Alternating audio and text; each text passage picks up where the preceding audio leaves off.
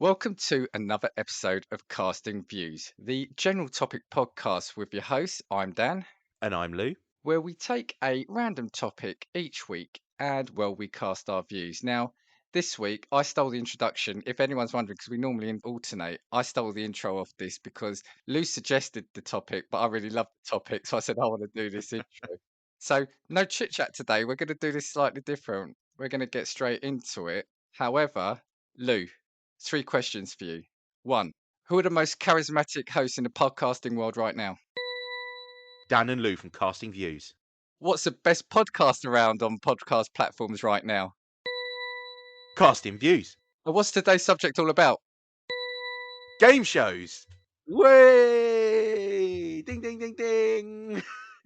Couldn't quite swing for a full crowd. But yep, today's episode is on game shows. And as per all the best game shows, they all have great theme tunes, wouldn't you agree?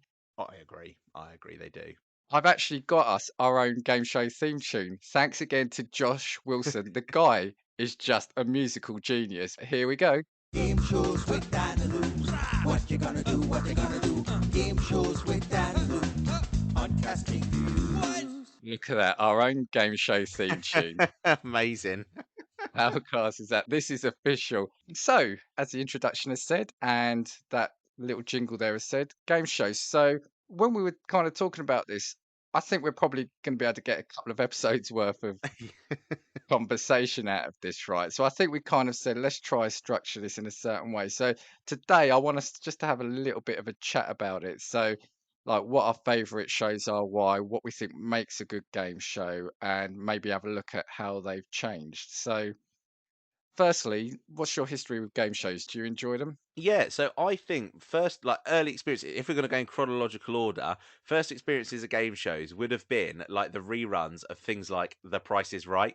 Yeah. It would have been stuff like that. I don't know if we're going to consider, oh my God, what was the dating show with Cilla Black called? Blind Blind Date. Date. I don't know if we're going to consider that a game show. Is it a game show? Well, this is what I want to talk to you about as well, is what do we consider a game show? Because I call that, I think you can call it a game show, but it is more because it's more dating. It feels more like I don't know.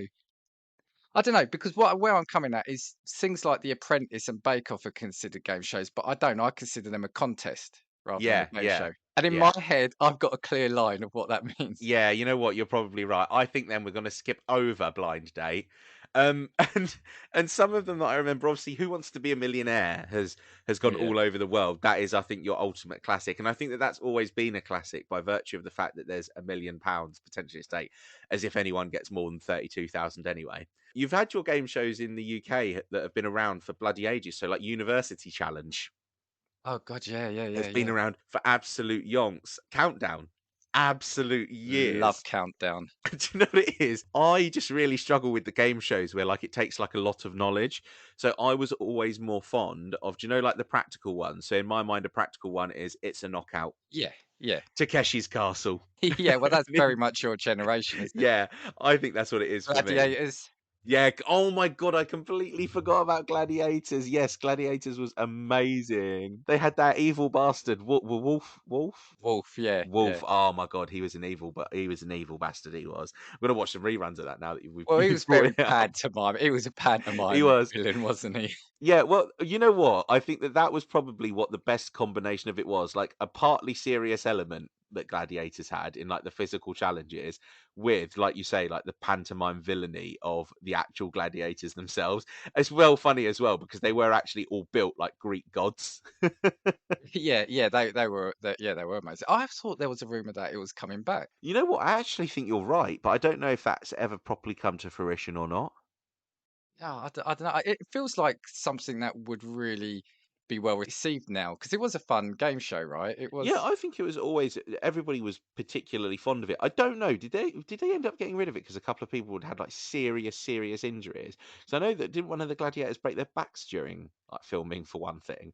Because they I actually think did put two them or in three of them did. Yeah, yeah, like yeah, they put them in some serious situations. Do you remember the ring swing where they were like yeah. swinging from one side of the arena and then there used to be that giant ball with the netting round it that you had to like climb up and round. And the drop was like a 30, 40 foot drop and I know it's onto mats, but you've got to fall in the right way. Yeah, I think it was that one and the one with the pugil sticks. Was it the pugil sticks? I think even Yeah, that, because yeah, if they twisted when they were falling, you still, like I said, you can have as much sort of foam as you want, but if you're twisting as you're falling yeah, yeah, and you're falling, say, all on your shoulders, say. yeah. No, you're right. A couple did. I think Jet, and when was the blonde one? I think Lightning. See how I remember the female gladiators. They injured themselves. I think they hurt themselves quite badly. And there was all sorts of backstage shenanigans, if that's to be believed as well. Linking back to the last couple of episodes, was it just tabloid headlines? I don't Yeah, know. well, But inevitably. One thing that I'm really interested to talk about in this ep is your experiences of game shows when you were younger, because I've got a really clear picture of how game shows have changed in my mind since I've been a kid and since I watched reruns of things that were from like the 70s all the way up to like present day. So what are your like earliest experiences of game shows, the ones that you remember for being like absolutely iconic when you were young? see, I want to say here and now, I love game shows. I just love quizzes, general knowledge stuff. I always have done since I was a kid. So I used to love getting like Trivial Pursuit board game, and I would watch as many of the game shows. And I think for me, the biggest difference is, well, there's two things really for me. I think you've always had the fun ones, and I'm going to say afterwards, my favorite shows have always been, I call them quirky shows. And by that, I mean it's more than just a question and answer.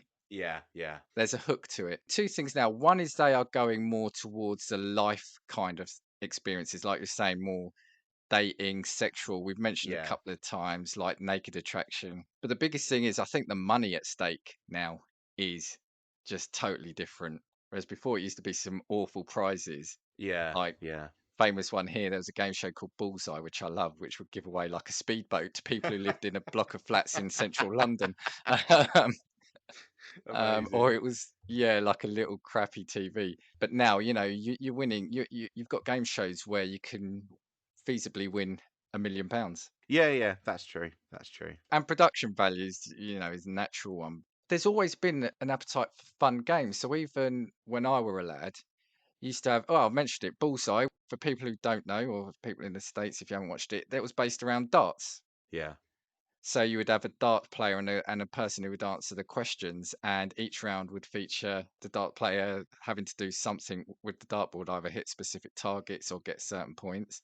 And the person answering the question would try to win those points. Big Break, based around snooker. Yeah, yeah, Did you ever see that one? yeah. And then you'd have the completely bizarre ones like 3-2-1. Never heard of that. You've never seen 3-2-1? No, never seen that. That was 70s, 80s, and it's famous for it had a mascot called Dusty Bin, which was a trash bin. That was supposed to be like a living mascot. Right.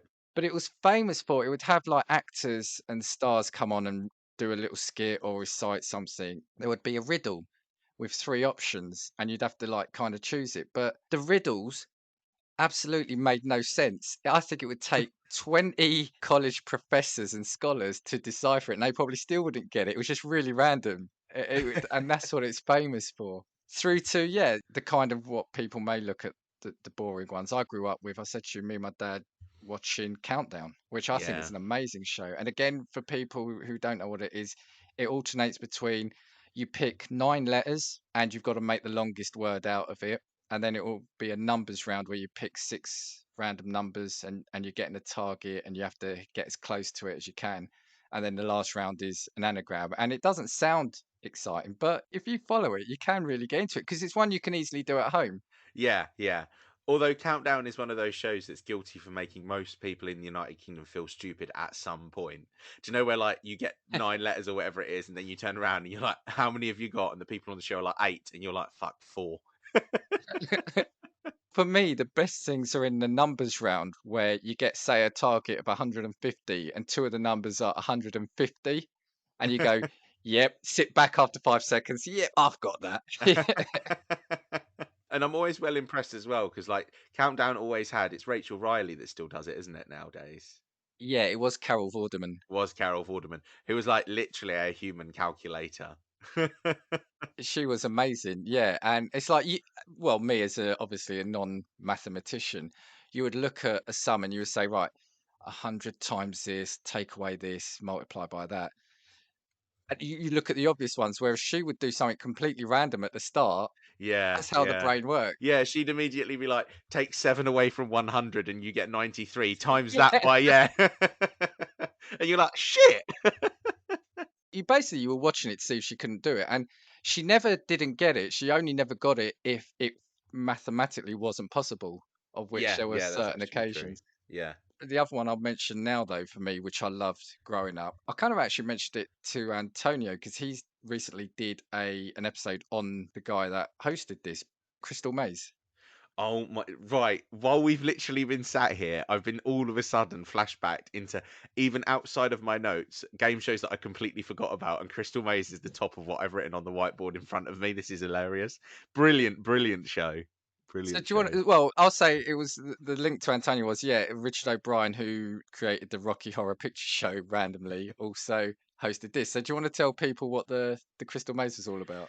Yeah, so the Crystal Maze was basically a team. Was it of 6 people usually, I think? Yeah, yeah. Team of 6, all working together. And what the Crystal Maze was is it was a arena, let's say, chopped into 4 segments, and each of the segments would have a theme. So one of them would be medieval themed, one of them would be like Egyptian desert themed, one of them would be boat themed. I remember another one. Aztec, industrial, futuristic, and medieval. Yeah, that's it. The futuristic ones were always so funny because again, it was like that start like prediction of what they thought the future would be like. It was like a really naff set that looked like it was from the 80s. And what people would do is you'd go into a room and you'd have was it the style of challenge that you'd find out before you walked into the room? Yeah, you had to choose it. So it was physical, mental, That's mystery, or it. skill. Yeah, Yeah. you had to choose one. Yeah. And then what you did is you nominated who you thought from the group would be the best at that game, and then the member of your group would go in and they'd just be utterly shit at whatever it was. But the objective was to complete a puzzle to earn a crystal. And Yeah. then these crystals represented time, which in the end game show, after you'd been through all of the areas, you were just basically put in a gigantic like wind machine where loads of Crystal, shaped as a foil, yeah, crystal, shaped wasn't like it? a Yeah. crystal, and loads of foil would be on the floor, and you had to collect as much of the gold foil as it was rushing around you to basically make prize money, didn't you? Yeah, so it was so like Lou said, you would have to do a puzzle of some sort. Now it could be if it was, I don't know, if it was a mystery, you'd go in and you'd be given questions. It'd be like an escape room and it would the answer to one would take you to this one thing where you get another clue. If it was a physical one, it would be, I don't know, you'd have to lug things around to try Yeah, build something. If you didn't do it, you'd get like a time limit for each one. If you didn't do it, you'd get locked in. If you didn't yeah, get out, so you could come out before the time's up, or some had automatic lock-in. If you got locked in, that was you out the game, unless you could be traded for a crystal yeah, if yeah, you had them. Yeah, and each crystal was 50 seconds. And yeah, as you said at the end, you'd have to collect 100 gold tokens, but for every silver one, it got subtracted from the gold. yeah, yeah, It's absolutely as you said, right? They were often so awful at yeah, these things. And there was this comedy show here once ages ago, and it really took it took the piss out of it by doing this thing where this person goes into a room and they go, right, I've got a table in front of me. There's a teapot, there's a cup, and there's some milk. What do I do? What do I do? And someone's like, I don't know. And they said, quick, what do I do with the teapot, the milk, and the cup? What do I do? And then they ended up getting locked in because they couldn't work it out. But that's not far off. yeah, genuinely. Like, and the thing is as well, like you'd have the teammates would be able to see like the person doing the challenge, and they would just be screaming at their teammate the absolute Yes. bloody obvious, be like, "No, put the fucking sand in this pot and then transfer it to here," and the person And would be there's like, "I don't know five what of you're them all talking about." shouting. They get really pissed off. It's like, just leave me alone. I know what Some I'm of doing. them were some of them were about like dexterity and stuff, so there wasn't much you could help with. Like some of them were like a balance beam, or you've got to jump from one thing to this and not touch the floor Yeah. or something like that. But yeah, Crystal Maze honestly was absolutely brilliant, and I think that's what we're talking about, isn't it? Do you know, when you mentioned about like game shows that require like a level of skill but have a bit of a novelty to them. I mean, what I liked about it as well was the little things. So in the futuristic zone, the timer was a digital clock on the door outside. But Yeah, say in the Aztec zone, it was sand in a timer. yeah, it was. Yeah, Even though the guy obviously had the earpiece in, so he was getting the exact time because he always managed to say exactly the time left. really well styled. Him as a host, remember, because he almost played the part of somebody who lived in that arena, if you know what I mean. Yeah, yeah, he did. He did. It was weird. It was like he was like breaking the fourth wall when he was talking to contestants almost. He would make fun of them as well, especially if they weren't getting it. He would often then give them a clue, right? Yeah. So Literally as well. Like he had such a unique look about him as well because he's like the baldest man that's ever existed, and he yeah, always wore like yeah. the long coats and that sort of thing, didn't Like he? leopard Yeah. skin, wasn't it? I think, yeah. Actually, the one thing, and we still need to do it. Maybe this is another we keep talking about going on the road. There is in London a Crystal A Crystal Maze Maze experience. experience. We got to do Yeah. it. We got to do it. Definitely. It'd be so, so funny. Because then we'd get there and just realise that we're just as shit as the people that we watched. Yeah, yeah. And also, how harsh would it be if you got locked in and they say, "Right, we've got 8 crystals. Should we get Bob out?" Ah, fuck Bob.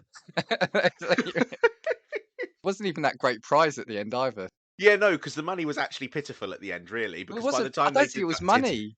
It wasn't was it money. not I think it money? was like an experience. It was a so if you got the top prize, maybe you could go like flying a plane or something. If not, it was, I don't know, maybe going Ah. kayaking on a river down Yeah, outside your you know house. what? Yeah, I think you're right. I think you're right. Sorry, you were gonna say something when I said about No, leaving just Bob locked about up. the yeah, just about the Crystal Maze experience. If we went, you just pick the person in the group that you just like the least and nominate them for a task that you know that they can't do. I was gonna say, yeah, me, physical. Yeah, no, you're good, Lou. How do you say?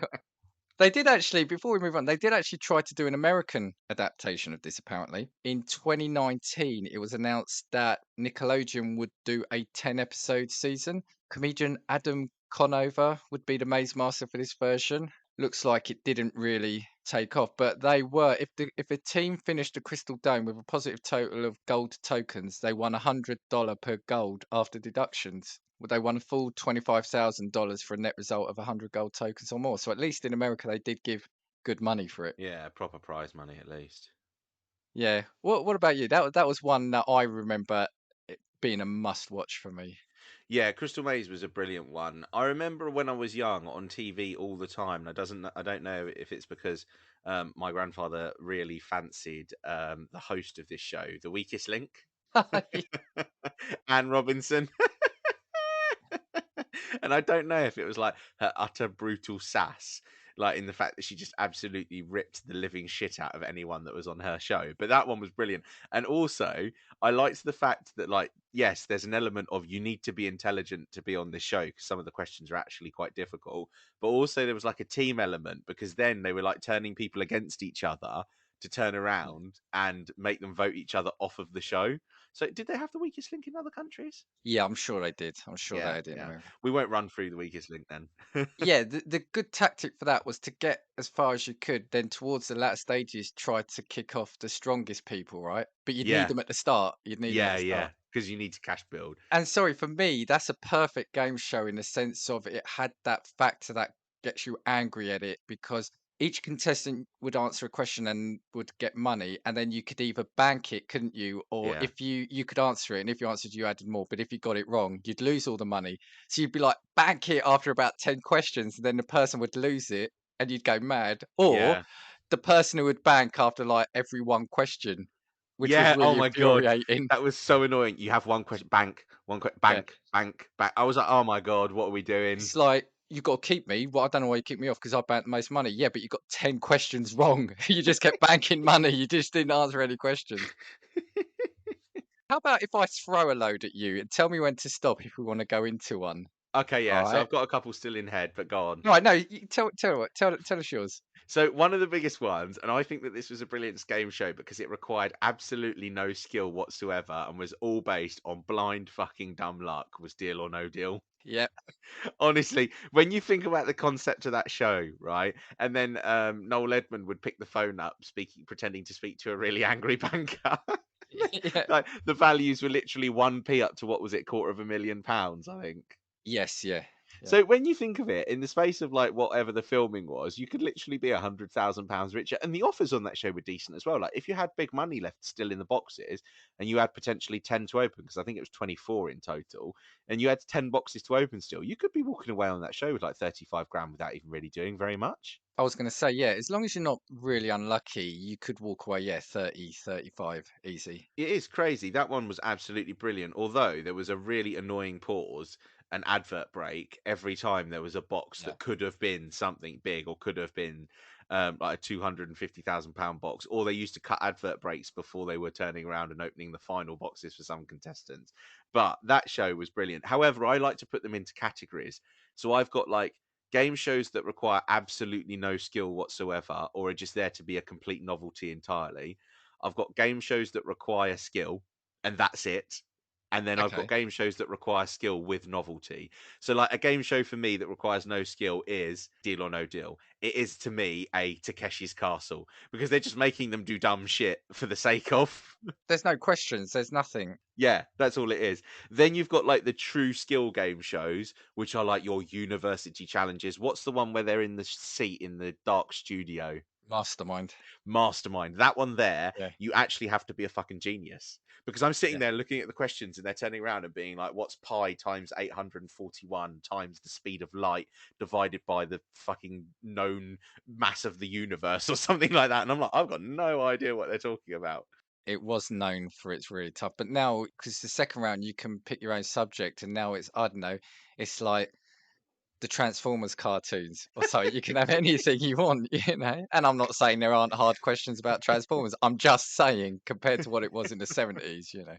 But yeah, and then I guess the gimmick ones with a little bit of a novelty are your weakest links, where they put the team element in it. Oh, another one when I was younger that I absolutely loved, Golden Balls. Yeah, I've got it here. Do you want to tell the people what Golden Balls is all about? So Golden Balls, I think initially, did it have 4 contestants at the start of the show? It's one I only ever watched briefly, so I'm going to say I think it was. Yeah, Yeah, it was 4 contestants, and all 4 of these contestants had 4 golden balls each placed in front of them, all of them with a monetary value in, except in the rounds, there were balls that had the word killer in them. And what a yeah, killer would do is if you brought it into the next round, it would reduce basically over time the amount of money you had in the pot. So Golden Balls was basically a game show based entirely on deception. So you would look at the value of your balls without value of your balls, the value of your balls without We're showing anyone. explicit rated. We're explicit rated. It's all good. I love how I flagged that when I've already sworn 6 times already. Um, Hey, even I've done a swear, so it's all right. Yeah, Yeah, so you would look at the value of your balls without showing anybody else, and then it would be your job to try and deceive the other people into thinking that you had huge cash value on your balls and absolutely no killers in your balls. Um, because you wanted to go through to the next round. And at the end of the first 2 rounds, someone would be eliminated. And then at the end of the round, after that person had been eliminated, everybody would reveal what they had. So then you'd see who'd lied from the previous round to take it forward. So the game show finished, was it with 2 contestants? yeah. And then it was all of the monetary value that those 2 contestants had brought in. So basically, if they were the 2 deceptive ones, they brought in 4 killer balls, and if they were 2 honest ones, they would have brought in a load of cash with them. And then in the final round, all of the balls were put down, and I think did they pick half of them? I think yeah, that's it. So they would have picked half of the balls, and half of them get binned. Basically, you had to pick one to keep and one to bin, one to keep, one to bin. So if you picked up a killer, it would knock a 0 off your total. So if your total was £100,000, it would be £10,000. And then at the very end, whatever the monetary value was, your decision that you had to reach with the partner was whether or not you would split or steal the money. So splitting meant that you would go 50-50. And if you chose to split and another person chose to steal, they would get all of the money. And if you both chose to steal, no one would walk away with anything. It was actually a brilliant show in terms of like human deception, behavior, the way that people trust each other. Like it was You only unbelievably watched it good. for that bit, though. Yeah, that was Well, it. Yeah, genuinely. And I'll never forget, one of the most masterful plays on that show I ever saw was in the final round as they got told, right, now you can talk to each other about what you're going to do. And one guy looked the other guy dead in the eye and said, I'm going to steal, but I will split the money with you after the show. That's what he said. And the other guy sat there like, so you're going to steal the money? And he was like, yeah, I'm going to steal it, but I will split it. I promise you, I will split it with you after the show. And the host was like, oh, well, there's no legal requirement for him to do that. You'd have to trust him. And the guy turns around and they're having this argument. And in the end, he turns around and says, fine, I trust you. He said, I'll pick split. You pick steal and we'll walk away. Because he turned around and said, if you pick steal, we're going to walk away with nothing because I'm both telling of you them are what gonna. we're Yeah, doing. yeah. In the end, the guy had said that he was going to steal it in order to make the other guy pick split. And then the guy who said he was going to steal picked split. So Oh, he really? guaranteed Really? them walking away with half of the Nice. money. Oh, It that's was brilliant. an unbelievable play. I just thought to myself, that is literally like Darren Brown personified. So I was getting ready to ask you, did he give him half the money? That's how much where my mind is at. Well, he But technically did. yeah, well, but I got something on this, and there's a British psychologist criticised the show, arguing it encourages deceitfulness and that many of its contestants are celebrated for displaying characteristics of psychopathy. And in the review of another ITV quiz show, Charlie Brooker, who's isn't Charlie Brooker who done Black Mirror? I actually think you're I right. think it is, Yeah. yeah. He criticised Golden Ball's rules, saying that Golden Balls has more rules and clauses than the European Convention of Human Rights. So there was another version of that. Did you ever see the one? It was done by. Do you remember Kilroy? He was like a daytime. Oh, I It don't was think called so. Shaft. It was called Oh Shaft. It no. was a bit more to the point, but it was very very similar to that. So yeah, that's a fun one. What else have you got, or shall I go on to a couple of mine? I did have Ninja Warrior down Okay, because yeah, yeah, they're still running it on TV. So obviously, Ninja Warrior and Takeshi's Castle were both original. Well, Takeshi's Castle is still a Japanese TV show, and we used to get a lot of them. Was it on like Challenge TV or Dave? Those, yeah. those channels Challenge, where you have yeah, to like skip yeah. 100 TV channels, and they were basically like your physical Japanese TV shows, except Takeshi's Castle was utterly ruthless because they were literally there just to either injure or humiliate the contestants. But you know what? Hold on. Hold it right there, Lou. Just like any game show, we need some commercials. So let's hear from some good friends of ours over at Talking Smack now. If you love talking blockbuster movies, comic books, animation, and TV shows, check out Talking Smack, hosted by me, Josh Scar, along with my rotating cast of co-hosts. We will talk superheroes, movies, animation, and comics with you every Wednesday on your favorite podcatcher. And we're back. Sorry, Lou. I've got to keep the theme going. I actually have to say that that's probably Dan's best interjection of an ad that we've ever had when we've heard from someone following our short commercial break. Yeah, Takeshi's Castle, and they had numerous rounds, and the end round, if you ever remember, was always just them shooting at each other with water pistols, trying to break through Yeah. those like paper thin, really crap shields. Honestly, if you've not seen Takeshi's Castle before, you can see full episodes on YouTube. I would 100% recommend it.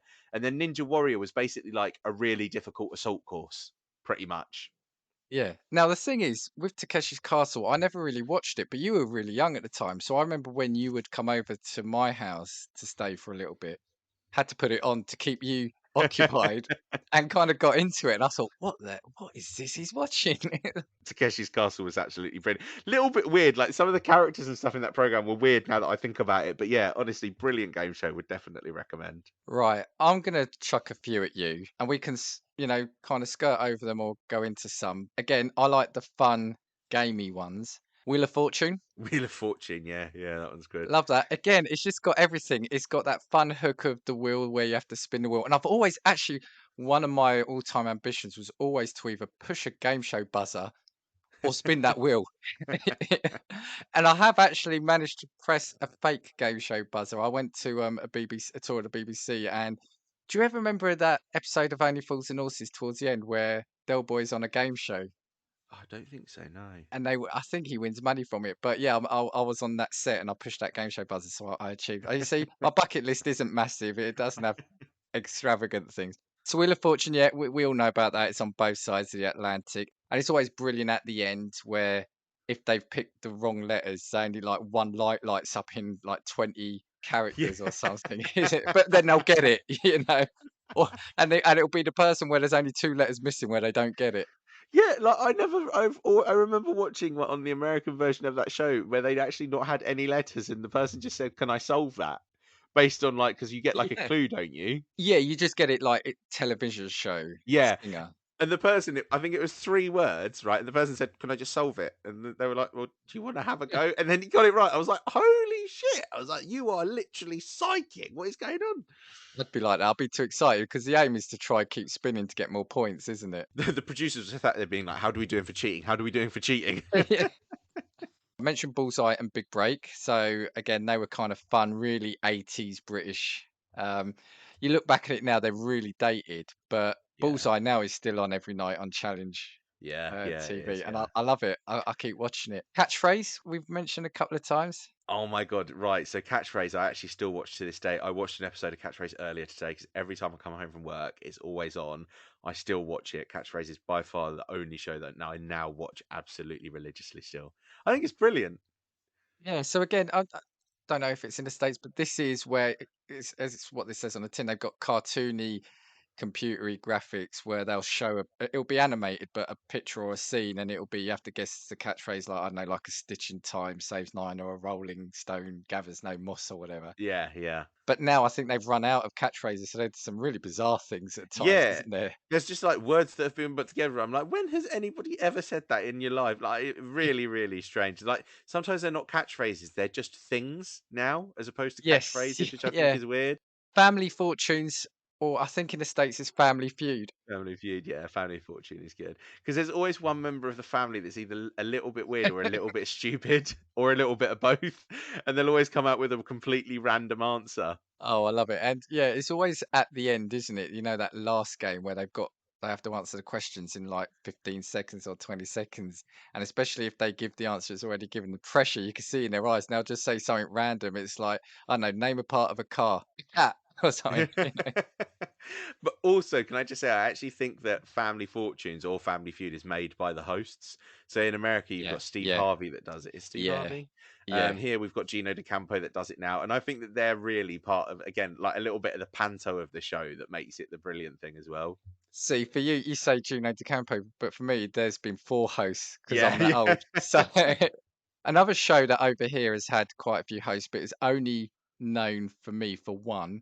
The Price is Right. The Price is Right. Yes. Oh For my me, that's god. almost like the king of game shows for me. Yeah, The Price is Right. I actually think that that is when you look at the UK, that is like the OG mainstream game show, isn't it? It was also one of the best game show for prizes, which I know we want to talk about prizes another time. Even back in the day, you'd be watching it like in the 90s and you think, how much are they trying to give away? Yeah, yeah. 'Cause it was like new cars and like Yeah, boats, holidays. It's almost like what it's like the closing down sale at IKEA or something. It's But the thing is as well, they weren't even like, "Oh, you've won a holiday for two to Blackpool." It's like you've won an all expense 14-day trip to the Caribbean. yeah, yeah. And it was also full of the most excitable contestants Yeah, yeah. because that was the other thing about it. They were picked out of the crowd, weren't they? They weren't already Yeah, of pre-picked. course, So yeah. you would think it could be me. It could be Yeah, me. yeah. Yeah, could you imagine if they call out your first name, but then it's not you? You get up ready to run down. It's like, no, no, it's not you. I mean, I think we all know what The Price is Right is, so we won't go into it. But for me, again, what it was fun. Loads of games. They had loads of mini games. If Yeah. we want to use like a video game analogy, they had loads of mini games. Like there was that. Was it Plinko where you would drop things in the top? Yeah, Um, God, yeah. for me, it was the favorite one was the yodeling Alp climber where it was a little like cardboard cut man going Yeah. up a mountain and it was like 30 marks. And if you got up to 30 pounds out on something, you would fall off the edge of the cliff and you would Yeah, lose yeah, everything. yeah, that one was brilliant. And then he also did Play Your Cards Right, didn't he? Bruce Oh my Forsyth? God, he did, yes, yes. What a show as well that was. Basically, Play Your Cards Right was just higher or lower, wasn't it? With Yeah, questions in yeah, between. Yeah. yeah, yeah, literally high or low. Yeah, you're right, you're right. Yeah, and for people who maybe not of these shores, Bruce Forsyth was, again, I've used like the king of game shows, but he was the king of entertainment, wasn't he? Yeah, yeah. He was in everything. Proper, yeah, cult figure in the UK. His Yeah, death, even like he died not really that long ago. It must have been like maybe 8, 9 years ago. But his death was actually a really huge thing in the UK because he was just such a cult figure. But I think that that's because he was just on television for everything at one he point. was. I'm going to throw in the one American one on my list, which I've really liked. Well, when I say one American one, the one in terms of we didn't do ourselves over here, that was Jeopardy. Do you ever watch Jeopardy? I've seen clips of it online, but never sat down and watched a full episode. That was good because that's where you get the answer, and the answer you give is the question. Right, yeah, yeah. I don't know. So it'll be podcast for 1,000, and it would come up casting views, and you would say, "What is the best podcast to listen to on podcast networks right now?" It's got that hook of it being the opposite way round. Yeah. I quite like that. It's a little bit like I don't, you know, what I might have stolen from your list. I guess the UK we've got Pointless. Do you know what? I've never really got into that. Although I did have a work colleague, she appeared on that. No way. Yeah, yeah. Do you wanna explain what Pointless is? So Pointless is basically you get so you know what, I'm so guilty because I've never really sat down and watched the show properly. Have you got proper descriptors of it? So what I understand is that you're in pairs and you get Yeah. asked a question and you need to give an answer that nobody from the control group, when they go and ask this question to people, would have said, basically. So if out of the 100 people that they surveyed, only 3 people gave the answer that you gave, then you get It's like more the points. opposite to Yeah. Family Fortunes or Family Yeah, Feud, yeah, where you yeah, wanna yeah. get the lowest The points, yeah. lowest amount of points, yeah. Yeah. Which again, I just never have got into it because again, I think the show's fucking pointless. Yeah. Well, I like the game show itself, but it is hard, and Yeah, especially the last round is yeah. quite hard. I can't remember the form that takes, but it is actually really difficult. Yeah, and there's always, I think, at least one pointless answer, which is why it's called pointless. Yeah, it's one of those ones I never really got into. Again, it's got that fun little hook where you're trying to get the least amount of points, I guess. Supermarket sweep, Supermarket sweep, come right. on. So, When you you're know what at the checkout and you hear that beep, was it think of all the fun you could be having on Supermarket Supermarket Sweep? Sweep. Dale Winton, wasn't it, was Yeah. the host of that show. Do you know what's so funny as Check well? I it didn't even out. Check it out. Do, do, do, do, do. I actually didn't even think about Supermarket Sweep, and literally until 2 minutes before I jumped on this recording, because my girlfriend asked me, "What's your podcast on?" And I said, "Game shows." She said, "Oh my god, like Supermarket Sweep." I said, "What a good fucking idea!" I said, "I completely forgot about that." And they're like running through a supermarket trying to find what can of beans has got a fucking sticker for 500 quid underneath it. Yeah, yeah. It's just because it's bedlam. It's such a hectic, frantic show. And yeah, it's all based on like tin of beans and can of soup and pack of spaghetti, isn't it? It's like prize games and anagrams, and then yeah, you've got the final thing where they've got to solve 3 clues, haven't they? Yeah, yeah. Finds the grand. Yeah, so then you get clues as to where the things might be. And like again, do you know what's really annoying is like I've been in my local Sainsbury's, for instance, thousands and thousands of times. If you asked me where spoons were and what aisle they were in, I would still need to look for it because I've still got no idea. So how people walk onto this game show and immediately know where things are aisled, I've got no idea at all. It's also not true to life because you don't have the shop worker blocking the aisle when they're restocking the shelves. You've got to work your way around them, or the internet shopper, Crying child in the supermarket. a random grape on the floor that you slip up on. And why did none of the trolleys in Supermarket Sweep? Whenever I go to the supermarket and get a trolley, I always get the one with the fucking dodgy wheel. Do you know the one that when you Always. walk around the supermarket and it goes as you walk And you don't past? want to That put it never back happened. because you Yeah, have to prove that you can control it. It's like, no, I'm yeah. not putting it. Oh, honestly. I've got a couple more here. Through the keyhole. Although it's not really, it is a game show, but it was celebrities on it, wasn't it? Which breaks my rule of what I enjoy in a game show. Yeah, so was that the one where they'd like go through into a celebrity's house and give like random clues about them and you had to guess where they were and whose house they were in? Yeah, yeah. Yeah, I didn't really mind that one, but again, was never something that I watched religiously. No, it was just always a bit that voyeuristic thing. You wanted to see inside the house of celebrities. Now, Yeah. without doing them a disservice in the UK anyway, they were never going to be like your double David Beckham's. A-listers. Yeah. Yeah, it was never It going to was be like that. I was on EastEnders for 4 episodes. Right, I've got two left on my list before we start talking about possibly some other shows that will come to mind. One that I like it, but it fits in for me with Deal or No Deal and Who Wants to Be a Millionaire. That I like it, but it's got boring because it's stretched out too long. Yeah. Is The Cube. Oh, yeah, I agree. I agree. I've never really liked the cube, to be honest with you. I've never really liked the concept. I actually think it's a little bit boring, to be honest. And it's one of those game shows that they've tried to make it exciting with like the setting of the show, like and the Yeah, voices and the studio lights, and it just doesn't work like that. Like, don't make it something that it isn't. Like, just give us someone doing something really difficult that we think is yeah. easy in a normal show. Yeah, I don't know. Yeah, I'm not really like the queue. I like it, but if you were to cut an episode down and take out the filler bits for me, it would probably be like 8 minutes long. Yeah, where they're sitting and That's its talking to their problem. family. "Oh, do you reckon you could do this challenge with 3 lives remaining?" We want to fucking find out, so let him have a go.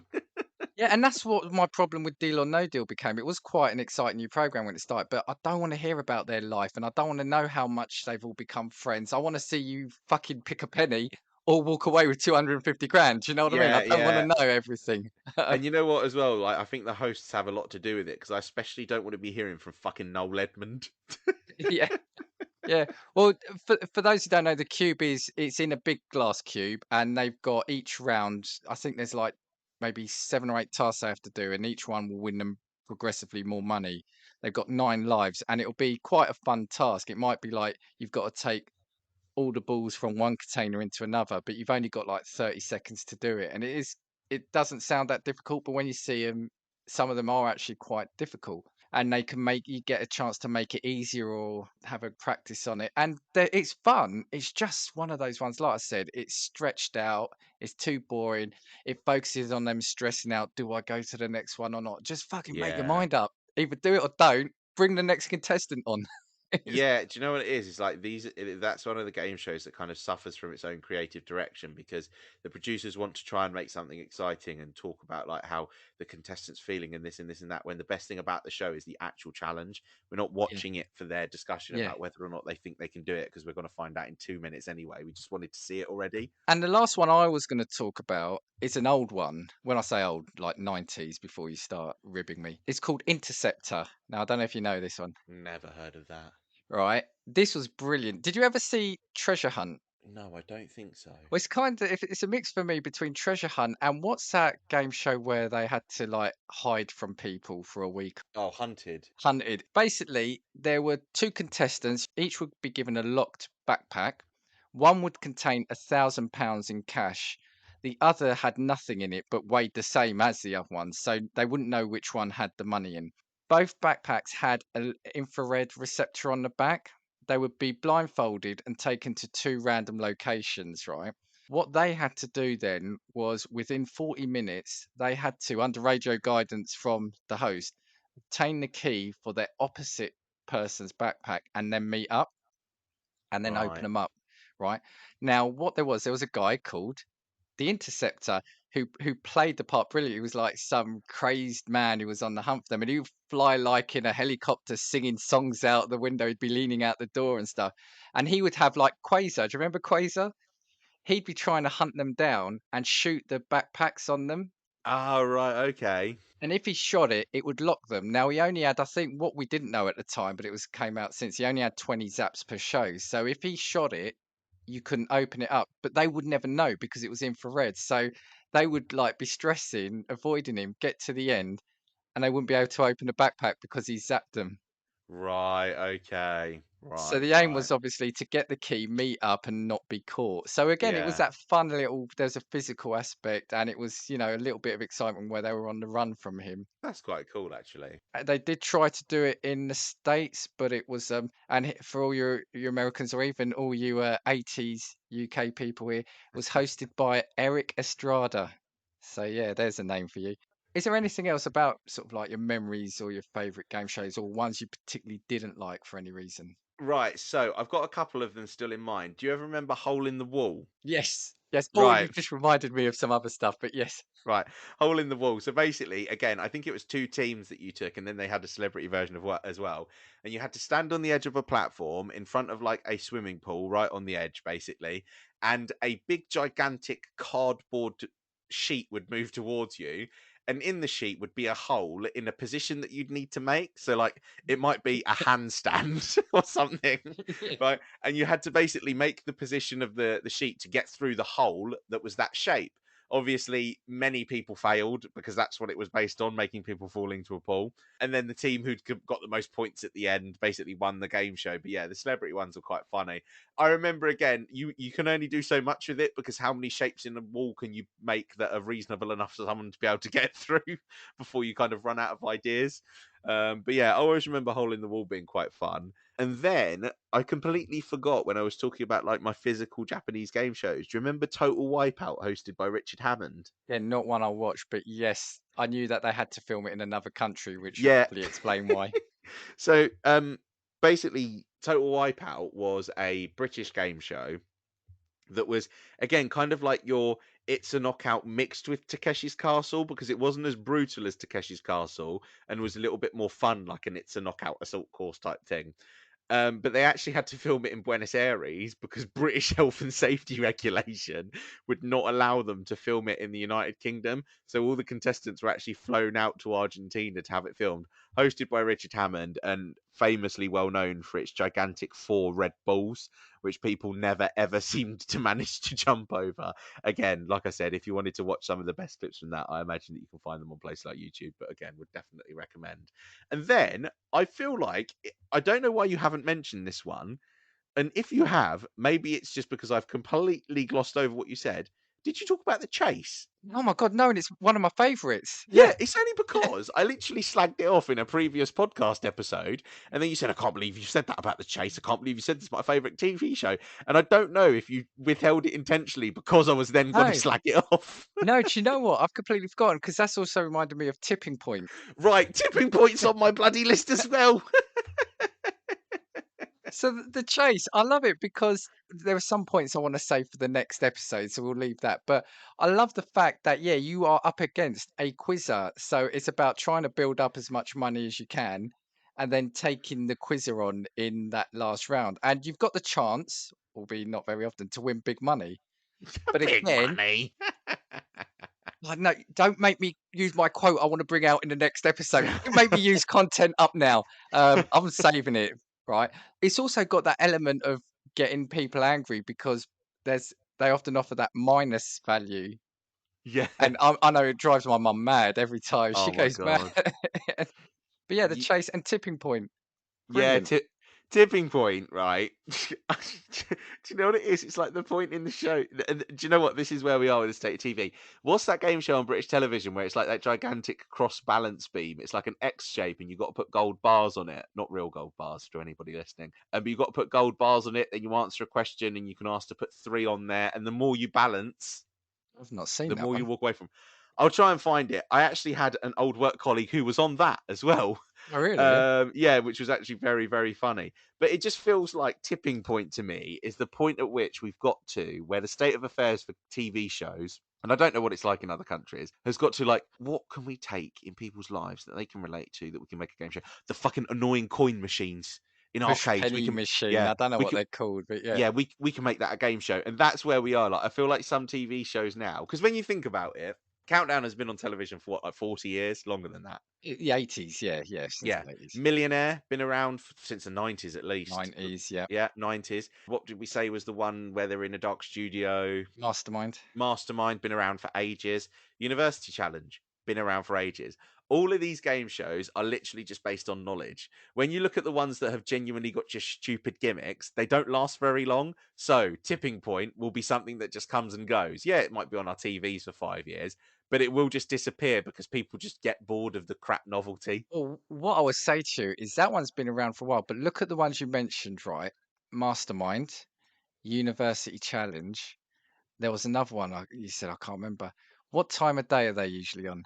They're usually on late evening, so 7 to 9 o'clock. Your tipping points, your chases are on at 5 o'clock. They're your early evening, afternoon entertainment, bit of Yeah, fun. People aren't watching that. I mean, Countdown is the exception where it's usually on around 3 o'clock. yeah, you're right. It's two different kind of things. Like I said, I love your straightforward question and answer. But again, who wants to be a millionaire? You could cut out half an hour of an episode. I Def- just want the questions. I yeah. just want the questions. And Chris Tarrant, sorry, Chris, if you're listening. Chris Tarrant, Chris Hi, Tarrant. Chris. Hi, Chris. Hi, Chris. Chris Tarrant was the fucking worst because how often did he sit and pause and dangle that check over the bastard chair when all we wanted them to do is just say, "Are you taking the money? Yes or no? Please take us to the next round." Yeah, and he says, "Oh, it's your final answer," and then he pause, pause, pause. Join us next week Yeah, after. Like you absolute prick. And you know what? I personally blame Chris Tarrant for that. I have a yeah, personal yeah. vendetta against him for the way that show was run. I've got a few I'm going to quickly reel out. You probably won't know any of these, or well, some of the you might have watched them. Michael Barrymore again, Strike It Lucky, What's a hotspot not? not a good sport, right? And then he did another one like My Kind of Music, which was about music. There was Name That Tune. It's too late. You look these up because we haven't got time to go into them. There was a morning one. No, it was early afternoon, so it was like 1 o'clock, right? Early afternoon game shows. Yeah, it was called Going for Gold, and it had the best game show buzzer on it, right? And it was a European-wide game show, so you had contestants from each country of Europe competing against each Oh my other. god. But the biggest thing, and I only found out in recent years, and I know everyone knows it, and I'm going to still say this fact, but the theme tune was done by Hans Zimmer. Oh no way. Yeah, yeah, and he was honest. He's Wow. he's in an interview said it paid the bills. He said at the time. So he wasn't thrilled about it, but he had big bills. I do want to say just two last things. A couple of my favorite game shows right now are Italian ones that I watch when I go to my mum's house. So you've got two or three. There's one where people again they probably wouldn't do it if health and safety, but they're standing on platforms and they've got to answer questions. And if they lose, the platform just opens up and they just drop down into a hole, don't they? Yeah, it is so funny. I like the one where they have multiple choice questions, but the objective is to give them the wrong answer. So you have to answer it within like 3 seconds or something. But that's like the final round, I think, of that game show, isn't it? Yeah, this is probably my favorite one, but again, that's suffering now from the host do too much joking around, and it's Yeah. becoming more of an entertainment show. But yeah, the rounds leading up to it are normal question and answer, and you pick a money amount. But then the last round is you get like a minute and a half or 2 minutes to answer 20 questions, but you've got to give the wrong answer. And if you get one wrong, you go right back to the beginning. So someone might have got to 18 out of 20, but the stress of going right back to the beginning, they keep getting the first one wrong Yeah, time after yeah. time. And then the last one is there's one where there's like 8 people. You get a list of 8 jobs, and you've got to work out what job that person does. And there's no like miming or clue or anything. You've just got to work out what there is. But then at the end, they bring out a ninth person who's related to one of them, Yeah. and the money you've won, you've got to work out who is their relation, and there's more rules to it, like you can get clues, etc. But again, kind of fun little twists on what a game show is. Yeah, and you know what? I actually think that we could probably learn a little bit from some of the like TV shows abroad from what we've seen. Because, like I said, I think that I always really liked some of the Japanese style TV shows when it came to like your Takeshi's Castles or your Ninja Warriors, whatever it might be. And then obviously we see like clips from game shows on things like Twitter or YouTube from like other countries, and they look absolutely mental compared to what we've got. Like, Yeah, I don't know if you've ever seen the clip of those two women who are blowing a cockroach in a tube. yeah, yeah. I just think this is absolutely ridiculous television, but we'd probably fly for here for maybe 6 months before all of a sudden the regulators got involved and said, you can't put this on TV. Yeah. Right. Well, I think that was a fun trip through game shows we've enjoyed, or even some we haven't enjoyed so much. Right. I think we should wrap up there. Anything you want to say to people before we go?